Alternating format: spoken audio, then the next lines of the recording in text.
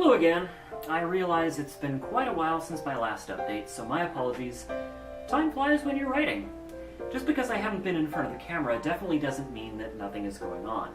As you've hopefully seen from the little musical fragments I've been posting to Facebook, quite the opposite. I've actually been trying to build a really solid writing discipline. The best method so far seems to be going to bed at a decent hour, turning off the internet, and getting up as early as possible. I actually have an app to block me from the outside world until about 11:30 in the morning, so sorry if you've been trying to get in touch with me first thing. The writing process, the ebb and flow of the creative juices, has been pretty interesting. This piece, the opera, has actually been a bit unusual for me. I'm a non-pianist, so my pieces usually start with a solo melody or an isolated vocal line, which I then orchestrate, filling in the parts for the additional instruments, like a cartoonist putting colors and shading into a line drawing. But with this piece, I've been composing directly at the keyboard, finding the right notes and melodies to accompany each moment, and entering it all into the computer as I go. Especially as a non-pianist, I find that getting the opera directly into my fingers is really rewarding. The best part of the process, though, is singing the characters' lines aloud as I write. A lot of important musical decisions get made that way, and it really gives me a feel for how the text flows and breathes and sings along with the music. So the piece you're hearing right now is an aria that occurs near the end of Act 1.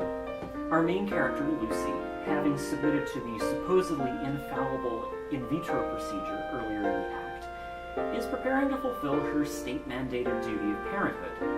Her partner Tom has discovered a book, implied to be from our time, before the disaster that made their lives what they are, that describes the subject in hard copy. It's established early on that Lucy is a librarian, and so she's incredibly thrilled to have found this beautiful, rare artifact. In a first act that's often very tense and very lonely, this is one of the few truly joyous moments, and Emilie has written a wonderful text for it. Being from a society that's governed by the scientific method, our characters see the world through facts and figures. In fact, Lucy's own fixation with counting things is a recurring theme in the libretto.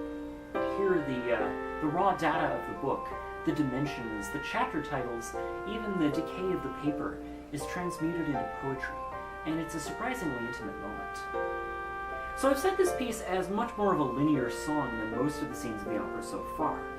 There are distinct phrases and verses, there's a bridge, there's a recap, even a restatement of the opening, which you should be hearing right about now. The chords are bright and sparkling, even though it's not really conventional harmony. Each of the chords contains a dissonant note, a color note, if you will, that makes them shine and hum with energy. You can hear lots of key changes in the music too, as Lucy explores the book and experiences all these little moments of discovery. So as I start to close in on the end of the first act, I'll be releasing more of these in the near future. Look for one next week where I introduce Scene 2. I'll be talking about repetition versus movement in the music for that scene.